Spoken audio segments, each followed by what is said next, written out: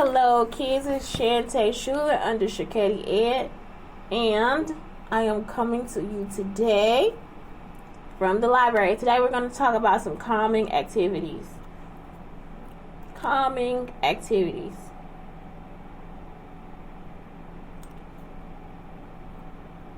I just have to start the podcast. I have to start the video.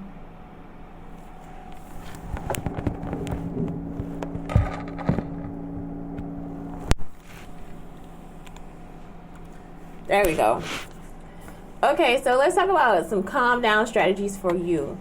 So today, that's all it is. I just wanted to go over some calm down strategies because sometimes, especially in the summertime, we got to spend time with our family. We got to spend time with our brothers and sisters. We got to spend time with cousins. And sometimes we don't always get to do all the things that we want to do. So we need to calm down. And sometimes you just want to spend some time by yourself, and that's okay. So calming activities are helpful tools, but they are not always a perfect fix. Kids and teens also need to learn strategies for problem solving and conflict resolution.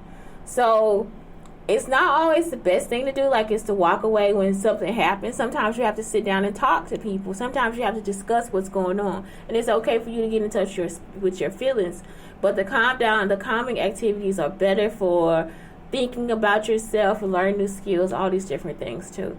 Just because you're upset or because you couldn't get your way does not always mean that it's a bad thing. Sometimes that's a feeling that you need to have, but you need to learn how to turn that into a positive.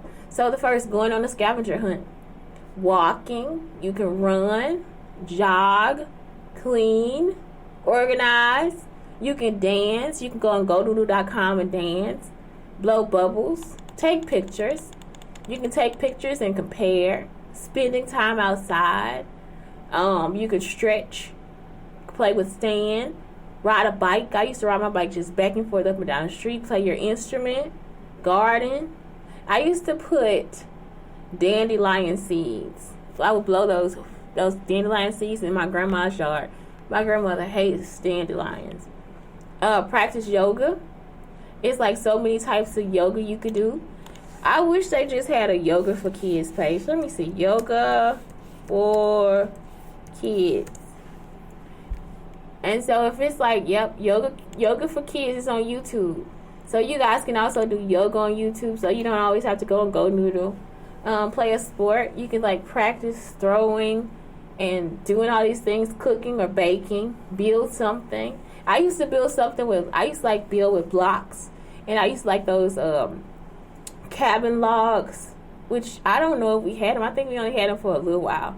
It was I think we had them though, but we only had a few. Painting a mural, playing with Legos or blocks, tossing a ball, using a hula hoop. You can walk a dog. You can carry something heavy. You can lift weights. You can role play and act. So you can put on your mom's clothes, the shoes, play around, jump on your dad's, jump on a trampoline, do a puzzle. Me and my son like doing big puzzles.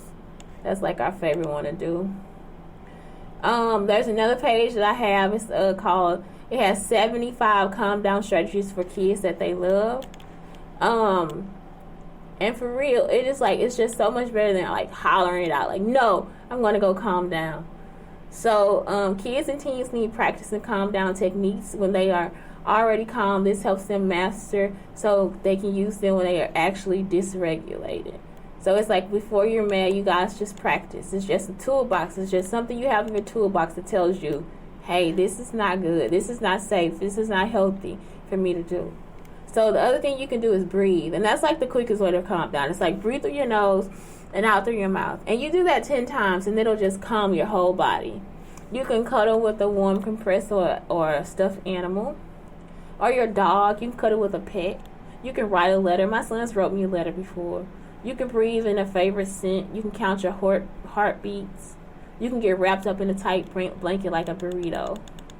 You can tell a grown-up what you need. Draw a color what your feelings would look like. Squeeze something. Do animal walks. That's part of yoga. You can yell your anger into a pillow. Watch an animal like the fish make a fort to hide in, cuddle with a cozy blanket, do a handstand, try a short guided meditation for kids, play with water. Don't do that one because your parents might get mad. Only in the tub. Listen to music, jump, visualize a happy place. That's my favorite one, is listen to music. Go outdoors, do a sensory play activity. Rip up or crumple a piece of paper. You can click a pen too.